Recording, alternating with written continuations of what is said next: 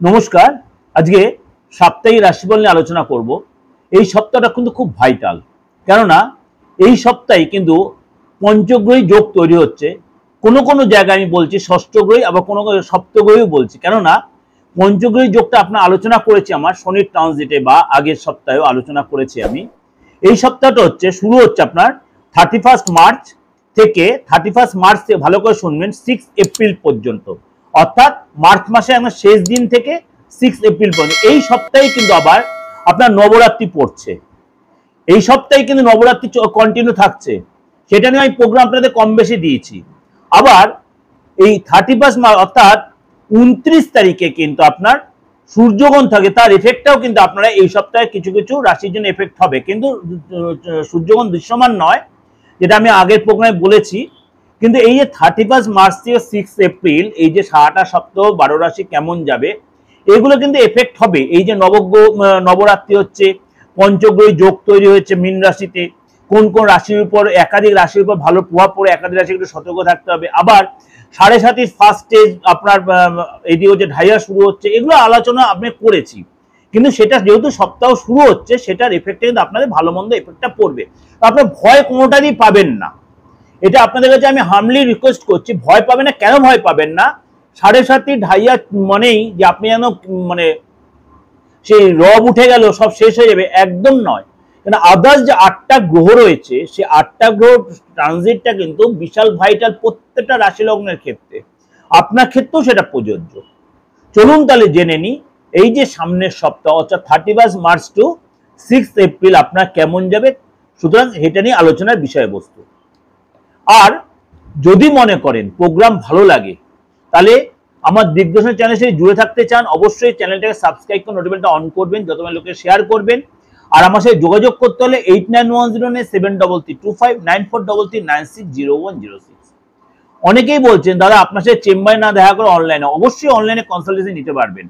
কেননা আমার ফোনপে বলুন বা অ্যাকাউন্ট পে সব রকম সিস্টেমই আছে। আপনি দেশের যে কোনো প্রান্ত থেকে এই সিস্টেমটা অ্যাপ্লাই করতে পারেন, আপনি বিদেশ থেকে অ্যাপ্লাই করতে পারেন, এবং আপনি অনলাইনে আপনি এই প্রেডিকশন নেওয়ার পর আপনি রেমেডির জন্য আপনি কিন্তু কুরিয়ারে সেই সার্ভিসটা আমার থেকে পাবেন। আর যদি চেম্বারে আসতে চান, মোটামুটি কিছু চেম্বার সবসময় অন রয়েছে, আর আমার যে নিজস্ব চেম্বার সিটির মোড়, সেটাকে কিন্তু আমাকে 2-3 দিন আগে বুকিংটা করে নিতে হবে, কেননা এটা মোটামুটি আমি খুব নমিনাল লোক দেখি, নমিনাল ক্লায়েন্ট দেখি, টাইম লাগে আমার দেখতে।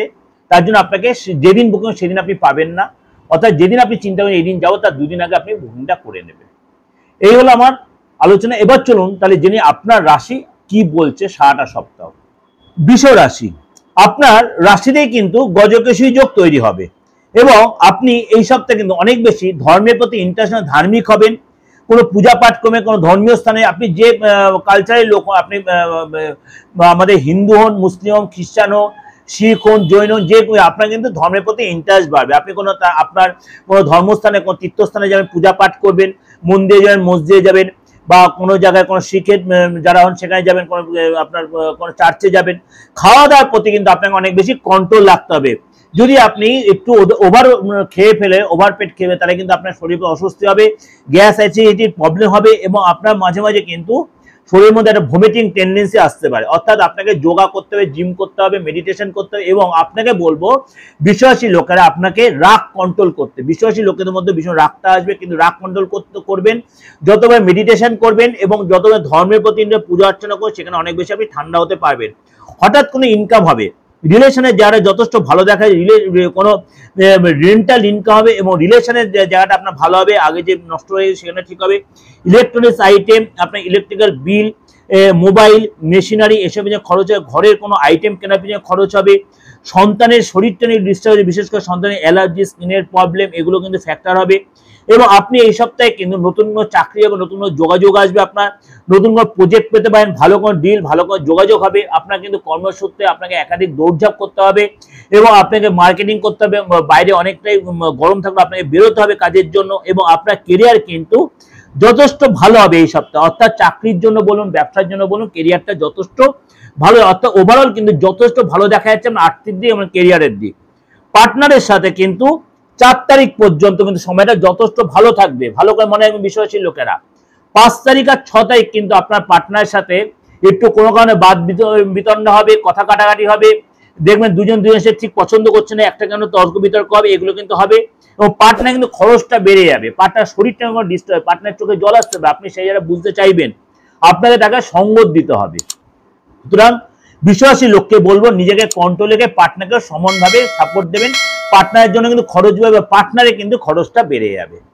ভালো লাগলে লাইক করে সাবস্ক্রাইব করে নোটিফিকেশনটা অন করে যত পারবেন লোকের সাথে শেয়ার করবেন। আর যদি মনে হয় আমার সাথে যোগাযোগ করবেন, অবশ্যই বুকিং এ ফোন করুন। নমস্কার, ভালো থাকুন।